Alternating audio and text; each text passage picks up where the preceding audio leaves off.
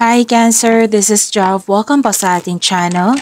By the way Cancer, this is your timeless reading.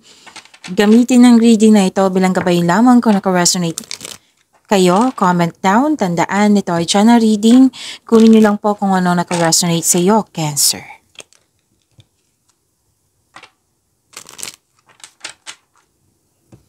Para po ito sa iyo, Cancer.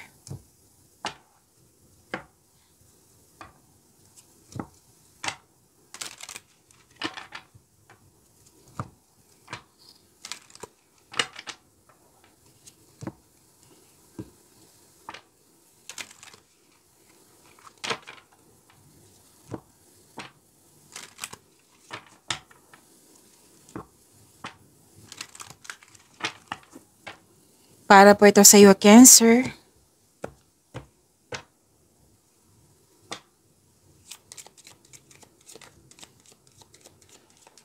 Maraming salamat po sa inyong patuloy na suporta, sa mga nag-donate, sa mga hindi nag-skip ng ads, maraming salamat po. Sa mga hindi pa nag-subscribe, subscribe na po kayo at click bell notification para malaman nyo na may bago tayong video. Para sa mga gusto mag-reading, comment po kayo ng personal reading.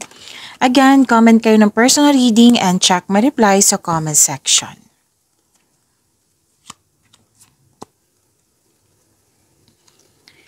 Cancer, may nag-uusap dito na magkakapatid. May importanteng, what I meant is may exciting na ganap. Wag po daw kayo maniwala agad sa chismis. Alamin niyo muna kung totoo ba ito or hindi. Cancer, nakikita ko dito na may proposal. Pwede nagkasundo kayo sa isang tao, nagkaroon ng promises, commitment, agreement, promises nga, deal, oo. Pwedeng signing of contract din ito or may nag-uusap tungkol sa marriage contract.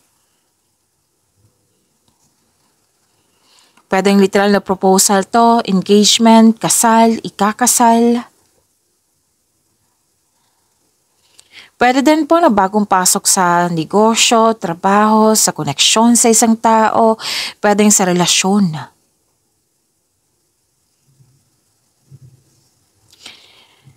Cancer, may nakita ako ditong ending with new beginning. May natapos, may new beginning. Tinulungan mo yung sarili mo na magkaroon ng pag-let go at nagkaroon ng transformation. May concern kayo sa mataas ang ego or mahirap kausap. May ganap din na end of contract or tumiwalag, umiwas, nagput ka ng space, isolation. Pwedeng long distance, pwedeng umiwas, umuwi, umalis.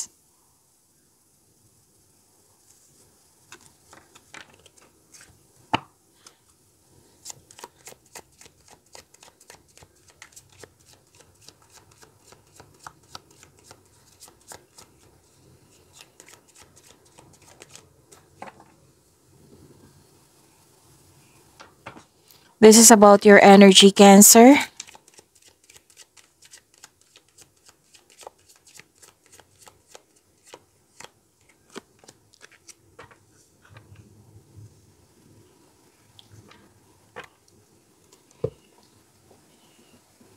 Kung may napansin kayo na repeating message, yan po yung pinupush ng card sa inyo.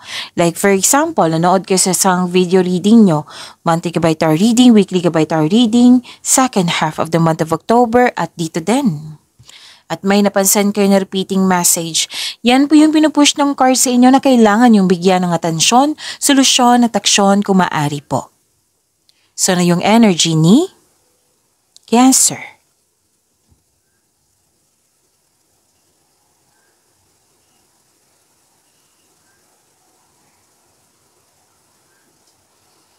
Pag-aalaga.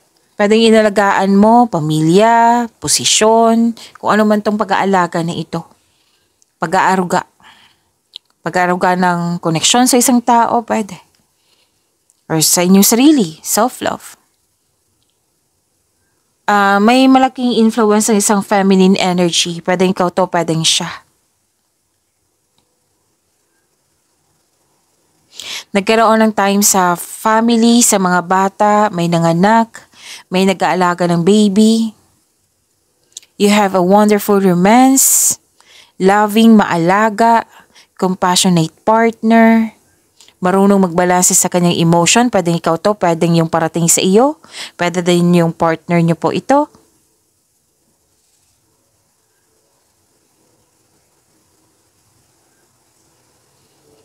Marami kang naiisip na bagong ideas. Oo, para sa ikakabuti na yung personal life, love life, career and money.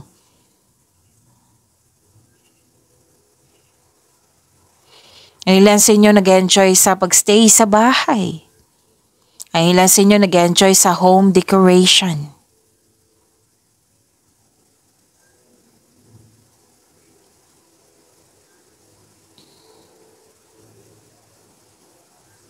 Granted yung manifestation mo, solid beginnings. May mabuting balita din. Oo, makakatanggap po kayo ng mabuting balita. Ukol sa bagay na papasukan. Like for example, natanggap kayo sa trabaho, sa loan application, scholarship application. Kung ano man yan, basta natanggap po kayo. Pwede din kakasimula lang sa trabaho. Kakasimula sa koneksyon sa isang tao. Kung trabaho po ito, kasi most likely trabaho to. Oo, pera, oo. Sabi kasi ng card dito, ipagpatuloy niyo po yung pagsisikap niyo. Tutukan mo ito kasi magkakaroon po ng self and financial growth. Maging bukas din kayo sa mga advice ng nakakatanda sa iyo or may well-experienced na sa pinasukan mong karera.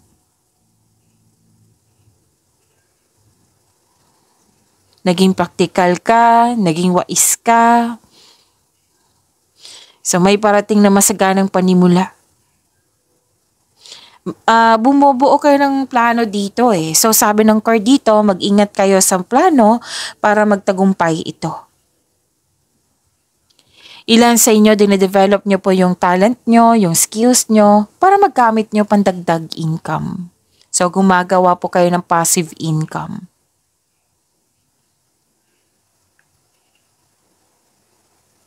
So you are very to talk, you are very focused sa inyong mga ginagawa nyo ngayon. You are putting effort without rushing.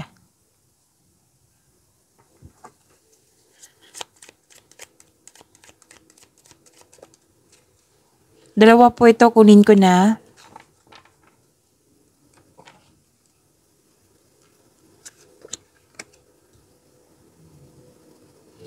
This is about your career and money. Paalala lang po, may nag-music kasi yung kapitbahay namin.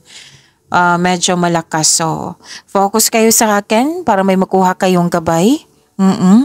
Focus kayo sa mensahe para may makuha kayong gabay, okay?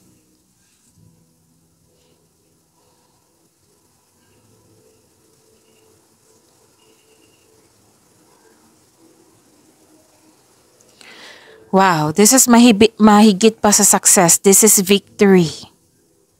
You're very inspired in doing some action. You have a personal power. You are very confident. Mahigit pa to sa success ha. This is victory po. Claim nyo po. Mas lumawak yung ambisyon nyo sa buhay. Cancer. May structure ako nakikita dito. Pwede nagpatayo ka ng structure. Pwede din na may pag-control na. Like for example, kinokontrol mo yung money mo. Nag-control kayo, nag-monitor kayo. Kung nag-aantay ka ng sign to take inspired towards your goals, this is it. This is the sign. May sign po dito, may go signal. Na bibigyan mo siya ng aksyon. Nagbibuild ka din ng own rules dito. So, kampante ka na sa kung anong sitwasyon ka. Maari din na may isang tao dyan na malaki ang kanyang influence sa'yo.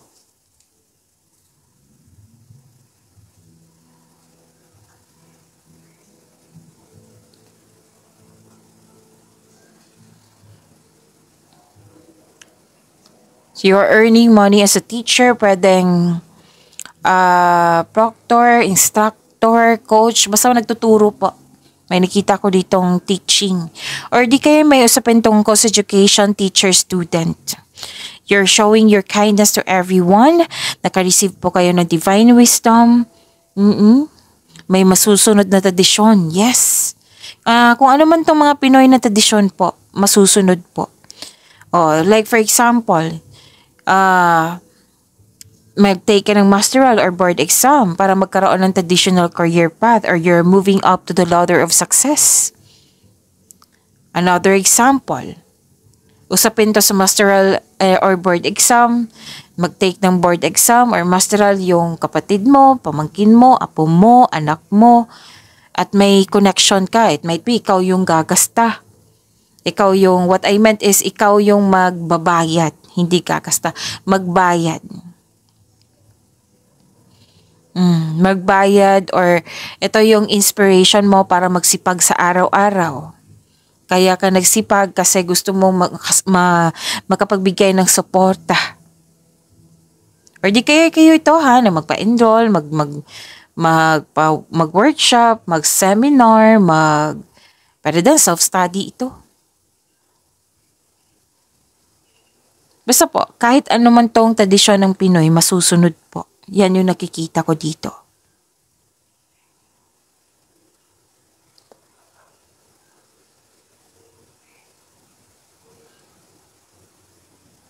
Pero then may customer ka dyang bata or may tinuturuan kang bata or bata pa sa'yo. And very supportive yung family mo or co-workers mo na para mo ring pamilya. Naghahatid sila ng motivation sa iyo nang siyang dahilan na magkakaroon ng focus sa pag-achieve ng goal mo. May pagkakaisa.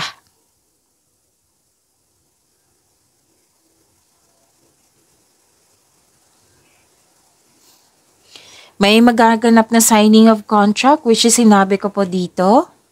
Tandaan nyo na signing of contract. Lumabas din po siya dito.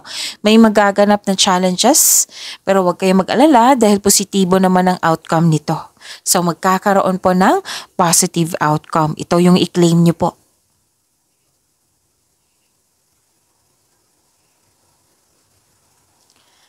Kung may job interview or any kind of negotiation, maaring maging successful po ito.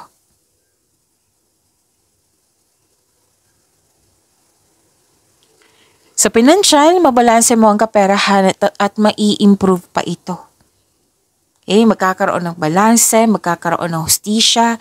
Kung may legal concern po kayo, mananalo po kayo, mare-resolve na ito. Kung meron po. This card advise you to stay true to yourself and act with integrity. Have faith na ang imbalance sa sitwasyon ngayon are now working out in your favor. Paboro sa'yo, Cancer.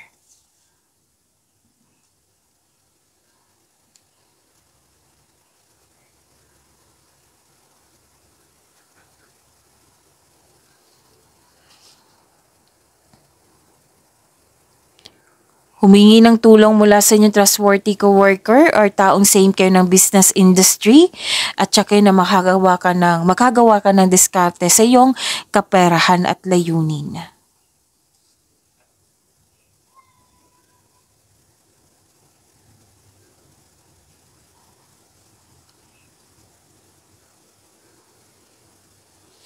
May masungit kayong kasamahan dyan, no? Pwedeng customer nyo to or sensitive. Kailangan nyo po ng mahabang pasensya at pag-intindi. Sa kaperahan, this card asks you to pay attention to your income at sa paggasta. So this is the second card na nagsabi na you have to control your money. Control and monitor and save.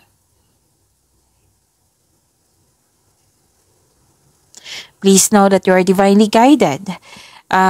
Maaring nagbigay ito ng signs sa pamagitan ng isang tao or kaibigan na maaring makatulong sa struggle mo ngayon. Kaya kailangan ng mahabang pasensya as the universe goes to work to bring your desires into reality.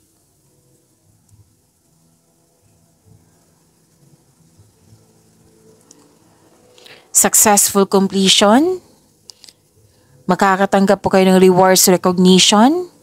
Maaari din promotion or pagtaas ng kita, sweldo, allowance or ng iyong posisyon or kita. May positive review kayong matatanggap.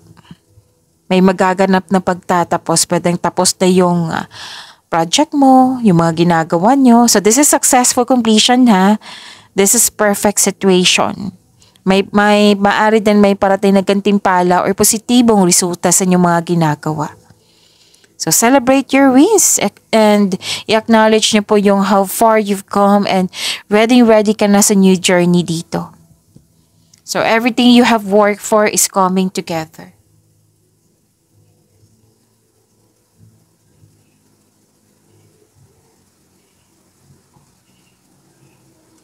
Growth and patience. Habaan nyo talaga yung pasensya nyo. Kanina pa to, 3 card na nagsabi. Habaan ang pasensya. Kasi mukhang naiinip kayo dito. Oo. So disappointed ka sa current situation or current job mo, feeling mo dapat lumilevel up ka na. So this card tells you na parte ito ng proseso. And alam mo na process ito.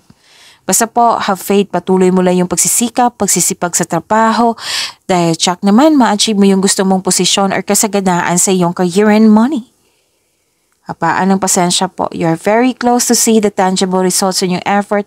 Malapit mo nang mahawakan, huwag kayong mag-give up. Stay positive and be grateful.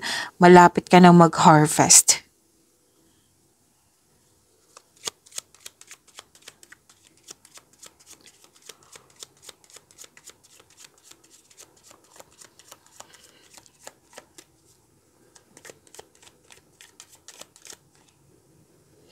This is about your love life, self-love, partnership, and romance. Cancer.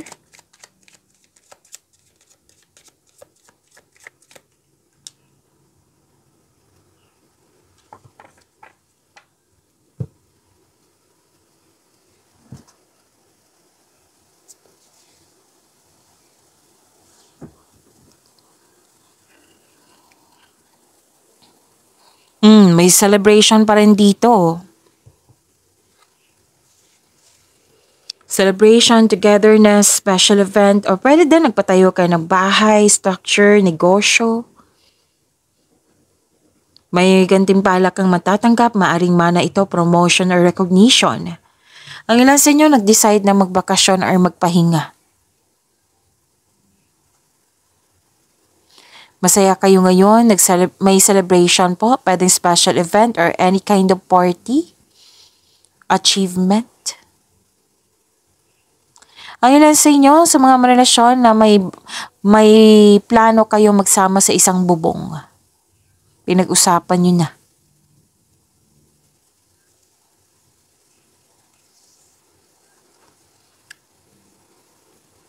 Sa mga single, in-enjoy mo yung pagiging single mo. At ilan sa inyo ay handa na pumasok sa buhay ng pag-ibig.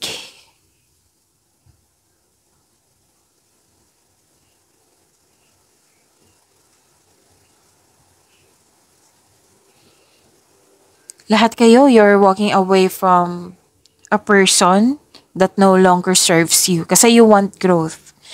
Pwede nagpasya ka na mag-move forward na sa isang sitwasyon or sa isang tao. Basta po, ginawa niyo po ito kasi you want growth. Kasi kung magstay ka, walang growth na mangyayari. Kasi pwedeng naging toxic po. So, nagpasya ka dito mag-walk away or nag-move on. So this is an action, this is movement, this is transition.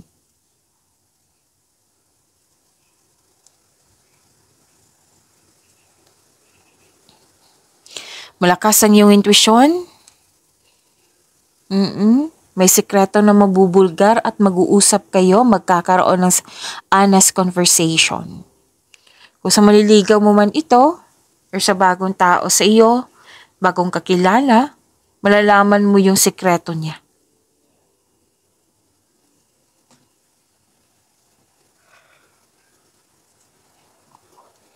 Kasi nga, malakas ang iyong intuition. You receive love. Growth, parang nakikita ko dito na message. Ang ilan sa inyo nagkaroon ng panahon sa nature. Nagkaroon ng pleasure, development, may success, may pagbubungang mabuti na parating, may pwedeng bagay or pagbubuntis ito.